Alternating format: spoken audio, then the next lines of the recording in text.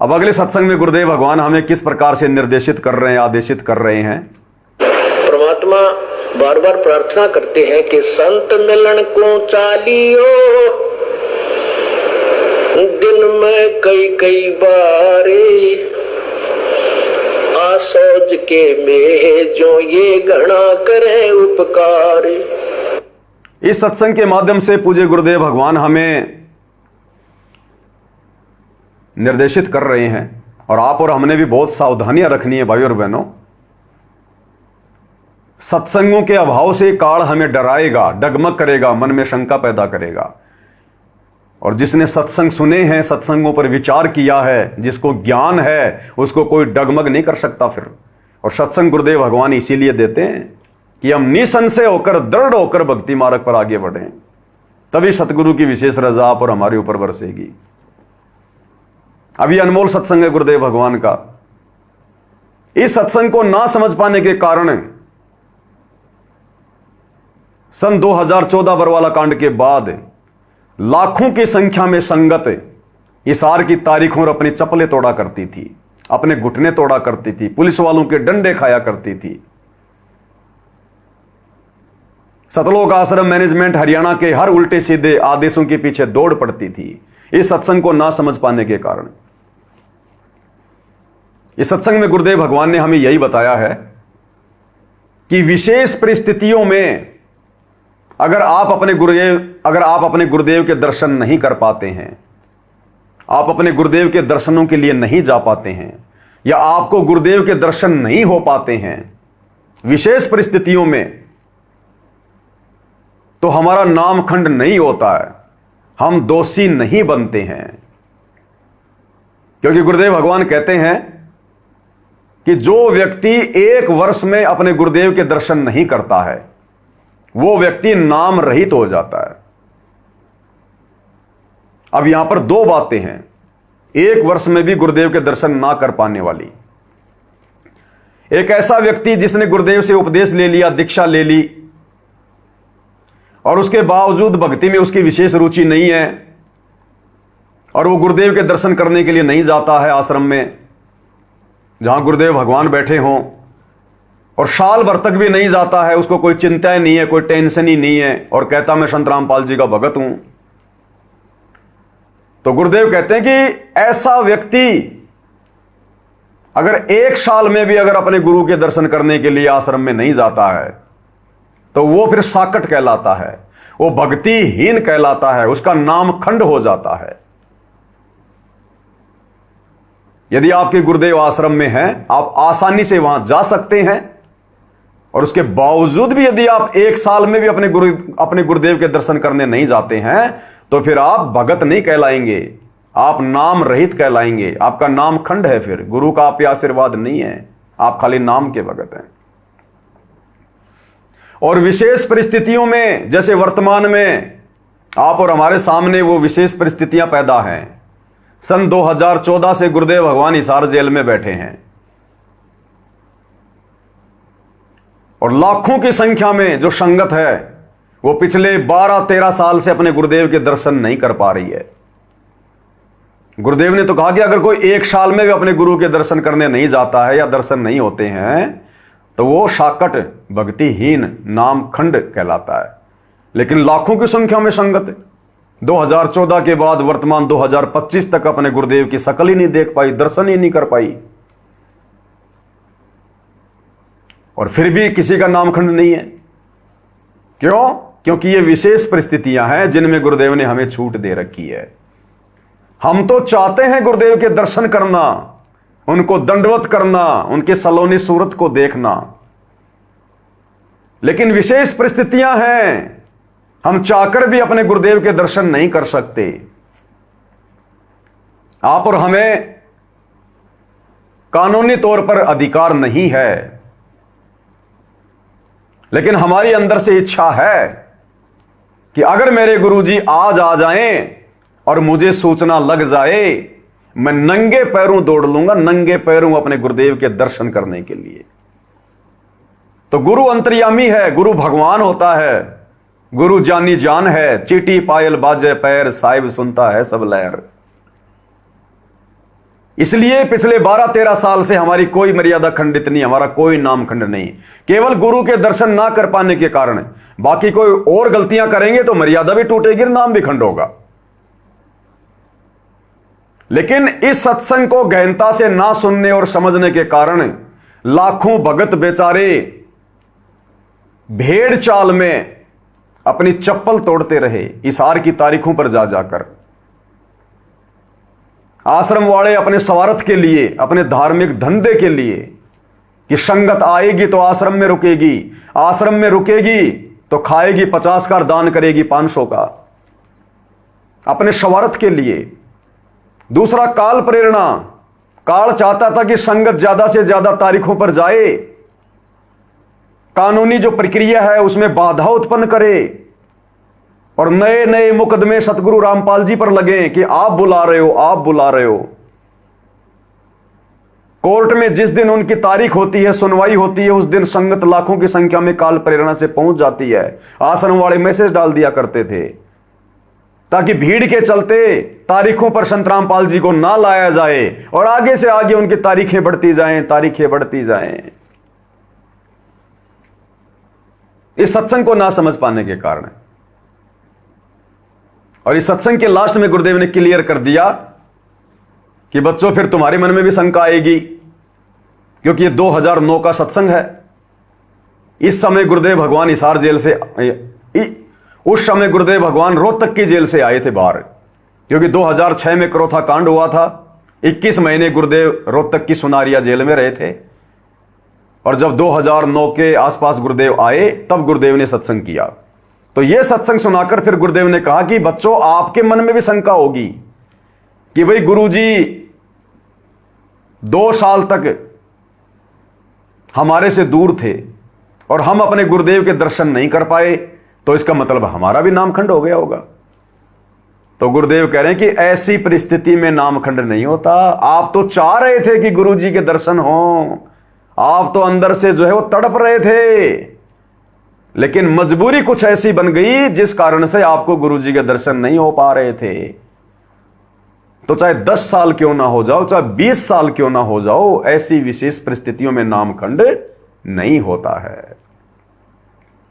तो गुरुदेव भगवान हमें किस प्रकार से निर्देशित कर रहे हैं, आदेशित कर रहे हैं। और इन सत्संगों को समझा सत्सेवक भाई बहनों ने। जो भाई बहन इस प्रकार से काल की बेगार का हिस्सा होने से बच गए, तो क्या कह रहे गुरुदेव भगवान, कितने प्रेम से परमात्मा हमें समझा रहे हैं। बस हमारे समझने की कमी होती है, समझने की। परमात्मा बार बार प्रार्थना करते हैं कि संत मिलन को चालियो, दिन में कई कई बारे, आसोज के में जो ये घना करे उपकार। भाई कई बार ना जा सके तो संत दर्श 2 बखत कर ले, कह कबीर संत दर्श ते यू काल दगा ना दे। 2 बखत भी ना कर सके तो दिन में कर एक बार, कह कबीरता दास का बेड़ा हो जा पार। फिर परमात्मा बताते हैं कि एक बार भी नहीं कर सकता है, दूरी ज्यादा हो जाती है। तो कहते हैं सप्ताह में एक बार अवश्य कोशिश कराने की। सप्ताह में भी नहीं बात बनती है, ज्यादा दूरी है, तो पक्ष यानी 15वें दिन पक्ष अवश्य। उससे भी दूरी है तो फिर 1 महीने में अवश्य दर्शन करने की चेष्टा कर, अवश्य पहुंच। और फिर भी कुछ ज्यादा ही विदेश दूर चला गया है तो 6 महीने तक चूकिए मत। और भी ज्यादा कोई मजबूरी या दूर चला गया है तो 1 वर्ष में संत के दर्शन के लिए अवश्य आइए। और दूर रहते हुए फिर कैसी भावना रखे, लाख कोस जो गुरु बसे और शेष समुद्रा तीर, एक पलक भूले नहीं जो गुण हो शरीर। कहते हैं गुरुजी चाहे लाख कोस की दूरी पर बैठे हैं लेकिन दिल से दूर नहीं होने चाहिए। तो 1 साल में कोस अवश्य पहुंचना चाहिए। अब यहाँ भक्तों के शंका आती है कि गुरुजी अब 1.25 वर्ष तक अज्ञात रहे, दर्शन नहीं हो सके, तो क्या हमारे ऊपर क्या हमारा जो नाम तो फिर खंड नहीं हो गया है? ऐसा कुछ नहीं है। ये लीला परमात्मा की है। जैसे कोई एक्सीडेंट हो जाता है और भाई उसमें टांग टूट जा, प्लास्टर बांधे रहना पड़ता है और चारपाई पे लेटा पड़ा रहना होता है। लेकिन जब ठीक हो जाए, जब थोड़ा ही पड़ा रहना है, फिर तो काम करे, घूमे, फिर अपने सारे कार्य सुचारू करे। तो ये कोई लीला है परमात्मा की, इनमें ऐसा कोई दोष नहीं आता। क्योंकि आप तो रो रहे थे, आप गुरु जी से दूर नहीं थे, आपकी आत्मा तड़प रही थी और उन नादान लोगों ने स्वयं भी पाप कमा लिया जिन्हें हमारा विरोध करके ये ऐसा झूठा केस बनाकर परमात्मा के कुत्तों को सजा उन्होंने हमारे को प्रताड़नाएं दी है, जेल में डाला। अब मुझे इस बात का डर है कि उन गिला के बनेगी।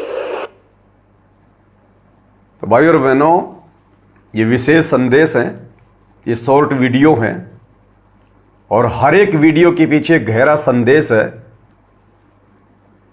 जो हमें डगमग होने से बचाएगा। तो हम भगत भाई बहनों ने विशेष तौर पर सावधानी बरतनी है। उसके बाद में काल प्रेरणा से सतलोक आश्रम मैनेजमेंट हरियाणा वाले हमें यह कहकर भी डराया करते थे कि जो तारीख पर नहीं आएगा उसकी हाजिरी नहीं मानी जाएगी। 1 तारीख पर आओगे, 1 हाजिरी मानी जाएगी। और अगर किसी भाई बहन का मान लो नाम खंड हो जाता था, फिर जब नाम शुद्ध करवाने जाता था इन नामदान सेंटरों पर या आश्रम में, तो कोऑर्डिनेटर नामदान संचालक आश्रम वाले कहते थे 4 हाजिरी लगाओ, 4 हाजिरी इस 8 तारीख की।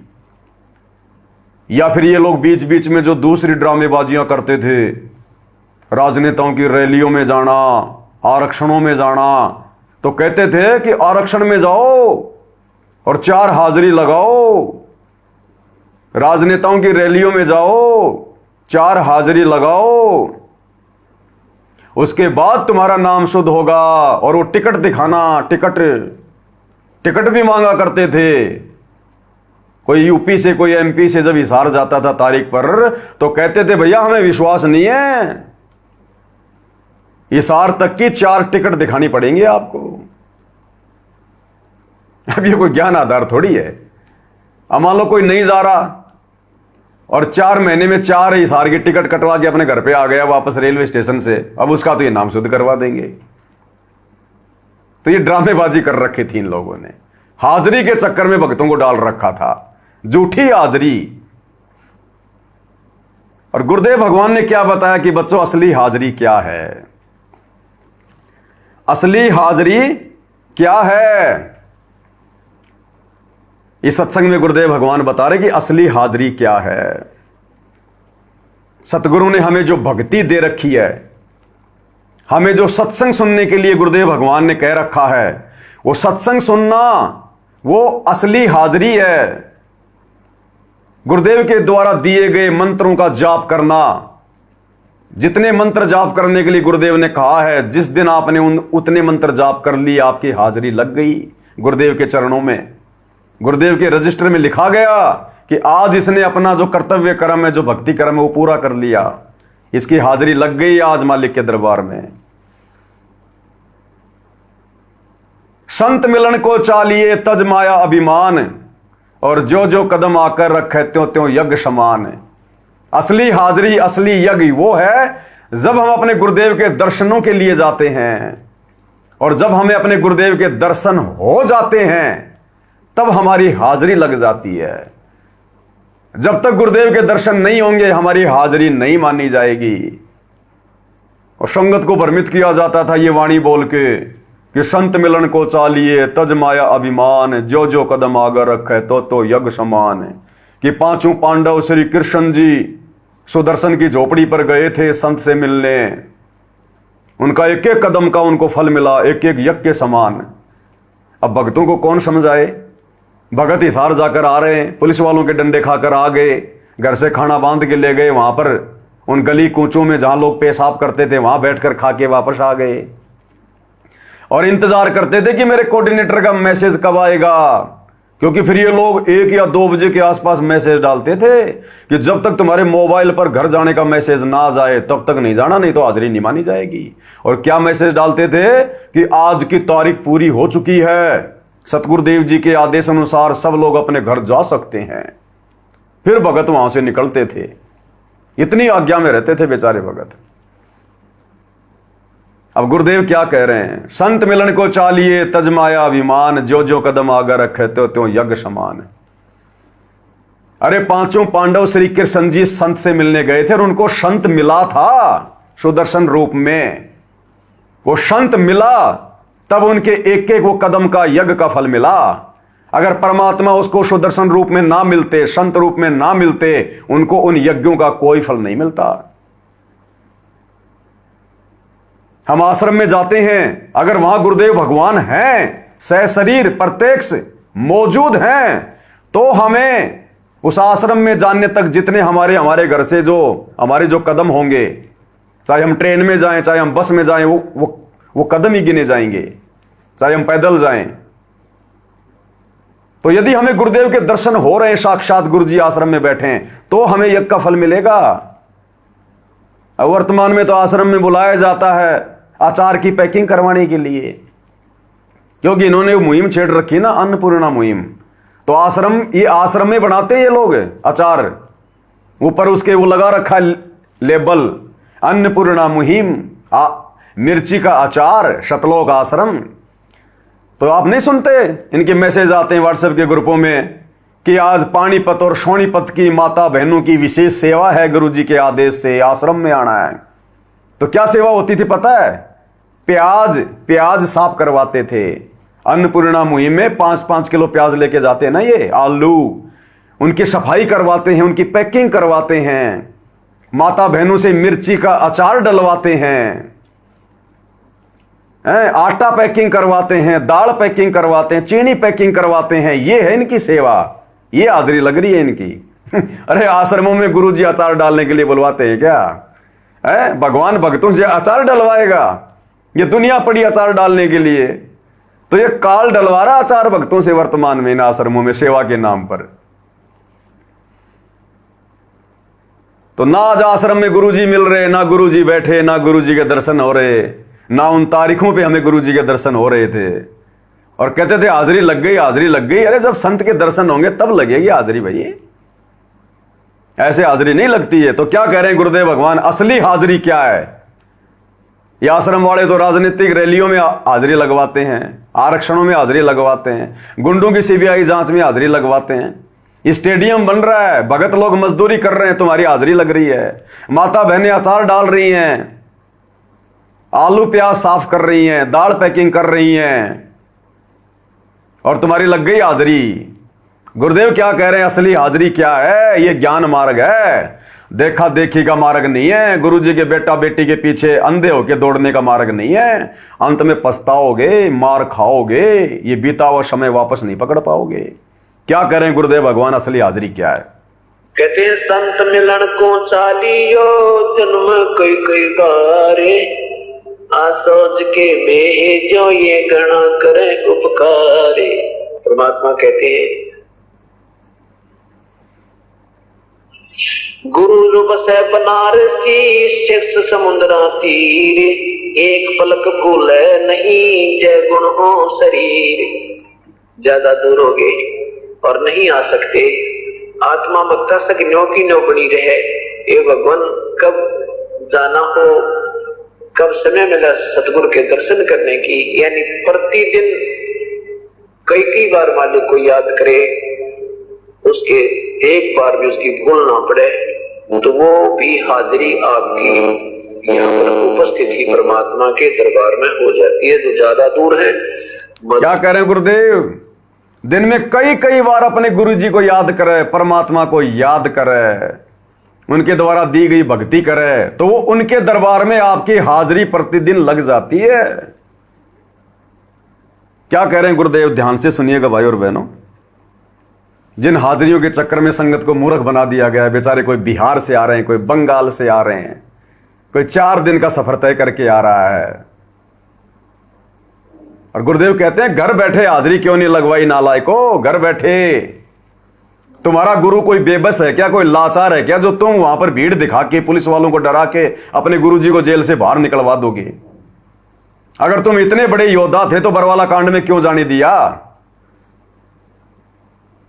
तो असली हाजिरी घर बैठे लगाओ, और ये हाजिरी वर्तमान में सत्सेवक भाई बहन लगा रहे हैं, बाकी आश्रम वाले तो काल की बेगार कर रहे हैं। सत्सेवक भाई बहनों की हाजिरी लग रही है। सबसे पहले तो आप कितनी सेवा कर लो, कितनी पूजा कर लो, अगर आपने गुरु को परमात्मा नहीं माना तो गुरुदेव कहते हैं अभी तक तो तुम्हारी भक्ति शुरू भी नहीं है, स्टार्ट भी नहीं हुई अभी। तो गुरु को परमेश्वर मानो, ज्ञान को आधार बनाओ, और गुरु की गैर हाजिरी में घर को आश्रम बनाओ। और जिस प्रकार से सत्सेवक भाई बहन रोज दिन में 3 बार गुरुदेव को भोग लगा रहे हैं, कोई 2 बार लगा रहा है, कोई 1 बार लगा रहा है, जितनी बार लगा रहे हैं हमारी हाजिरी लग रही है।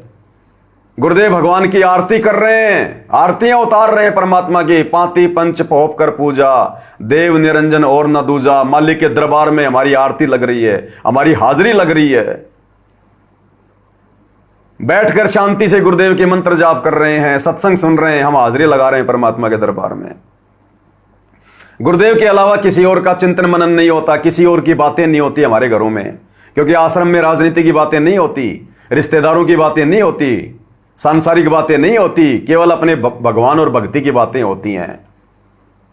तो सत्सेवक भाई बहनों के तो दिन में कई बार हाजिरी लग रही है, कई बार हाजिरी। तो गुरुदेव क्या करें कि असली हाजिरी क्या है? गुरुदेव का चिंतन मनन करना, गुरुदेव का ध्यान करना परमात्मा का। ऐसा करने से उस मालिक के दरबार में तुम्हारी हाजिरी लग रही है। क्या कह रहे हैं सुनिएगा। उसकी भूल ना पड़े तो दर्शन करने की, यानी प्रतिदिन कई बार मालिक को याद करे, उसके एक बार भी उसकी भूल ना पड़े, तो वो भी हाजिरी आपकी यहाँ पर उपस्थिति परमात्मा के दरबार में हो जाती है। जो ज्यादा भगत की उपस्थिति मानी जाती है, उपस्थिति। गुरुदेव कह रहे हैं परमात्मा के दरबार में ऐसा करने से भगत की उपस्थिति मान ली जाती है। यानी जो लोग बंगाल से, बिहार से, उड़ीसा से चलकर इन फर्जी सतलोक आश्रमों में आ रहे हैं ना वर्तमान में हाजिरी लगाने गुरुदेव की गैर हाजिरी में, परमात्मा कहते हैं अगर गुरु को भगवान मान लिया और गुरु की गैर हाजिरी में, जैसे आज विशेष परिस्थितियां हैं, आज गुरुदेव हिसार जेल में हैं, तो हमने भ्रमणा नहीं, हमने भटकना नहीं है। गुरुदेव के बताए अनुसार भक्ति करो, साधना करो, मर्यादा में रहो। गुरु जी के दरबार में तुम्हारी हाजिरी मानी जाएगी कि तुम गुरु जी के दरबार में प्रत्यक्ष उपस्थित हो चुके हो। हमने उन आश्रमों में जाकर हाजिरी लगाने की जरूरत नहीं है, ना समय बर्बाद करना, ना पैसा। एक बार फिर से सुन लो कि आपकी प्रत्यक्ष आपकी परमात्मा के दरबार में उपस्थिति मान ली जाएगी। इसलिए सत्सेवक भाई बहन कहीं नहीं जाते, कहीं नहीं धक्के खाते। उस समय जाएंगे जब हमारे गुरुदेव भगवान आएंगे अपने मिशन को पूरा करके। क्या कह रहे हैं, ध्यान से सुनो। जाना हो, कब समय मिला सतगुरु के दर्शन करने की, यानी प्रतिदिन कई बार मालिक को याद करे, उसके एक बार भी उसकी भूल ना पड़े, तो वो भी हाजिरी आपकी यहाँ पर उपस्थिति परमात्मा के दरबार में हो जाती है। जो ज्यादा दूर है, मजबूर है, नहीं आ सकते, महीने में, 2 महीने में, 3 महीने में, तो 6ठे महीने तो कहते हैं इसमें तब भी भूल मत करना।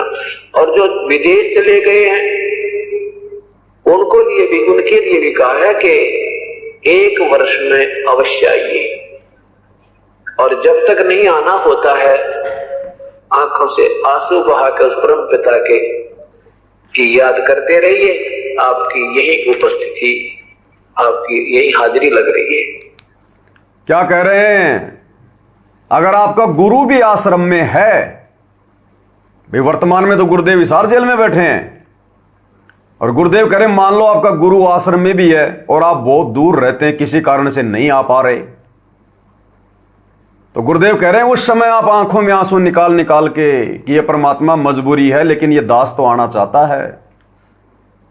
इस प्रकार से यदि आप अपने घर पर रहकर उन विशेष परिस्थितियों में भी अगर आप इस प्रकार से अर्ज करोगे, प्रार्थना करोगे, भक्ति करोगे, तो वो भी आपकी हाजिरी सतगुरु के आश्रम में मानी जाएगी, सतगुरु के दरबार में मानी जाएगी। और ये लोग तो गुरु की गैर हाजिरी में माता बहनों से अचार डलवा रहे हैं, पैकिंग करवा रहे हैं, प्याज टमाटर आलू साफ करवा रहे हैं और कह रहे तुम्हारी हाजिरी लग रही है। ये तो बेगार हो रही है, बेगार। इस अनमोल समय में भक्तों का समय और श्वास से बर्बाद करवाई जा रही है।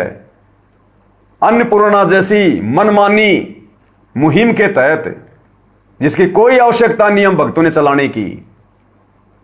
अरे वो तीनों लोकों में प्रवेश करके सबका धारण पोषण कर रहा है। रोजाना भूख से कितने लोग मर रहे हैं, तुम्हारी तो कोई नजर में भी नहीं है। मान बढ़ाई के भूखे लोग हरियाणा में खाली रोहतक, झज्जर, जिंद, सोनीपत हैं, जा जाके लोगों को जबरदस्ती का भिखारी बना के और वीडियो बनाने के लिए, अपनी पब्लिसिटी के लिए 10-15 दिन का राशन दे के आ जाते हैं, वीडियो बना के आ जाते हैं। मनिंदर धर्मार्थ उस ट्रस्ट का बैनर लगा लेते हैं। दिखावा क्यों कर रहे हो भाई? अरे गुरुजी कहते हैं जिसको दान धर्म करना होता है ना, इस हाथ से करता, इस हाथ को पता नहीं चलता। और तुम तो ड्रामा कर रहे हो, तुम तो दिखावा कर रहे हो, बैनर लगा रहे हो, पोस्टर लगा रहे हो। क्यों भाई? तो ये सब मान बढ़ाई के लिए हो रहा है भाई और बहनों। काल की बेगार हो रही है, काल की बेगार। भक्ति के नियमों के अनुसार नहीं है, इसलिए तो काल संगत के सिर पे बैठा है।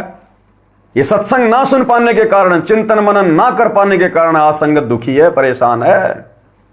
सबकी मर्यादाएं टूटी हुई हैं, केवल भक्तों की बैटरी चल रही है। कब तक चलेगी? फिर अकाल मौत, दुर्गति। इसलिए भाई और बहनों, ज्ञान आधार, ये कलयुग की बिचली पीढ़ी, परमात्मा ने ज्ञान आधार का मार्ग चुना है, ज्ञान आधार का।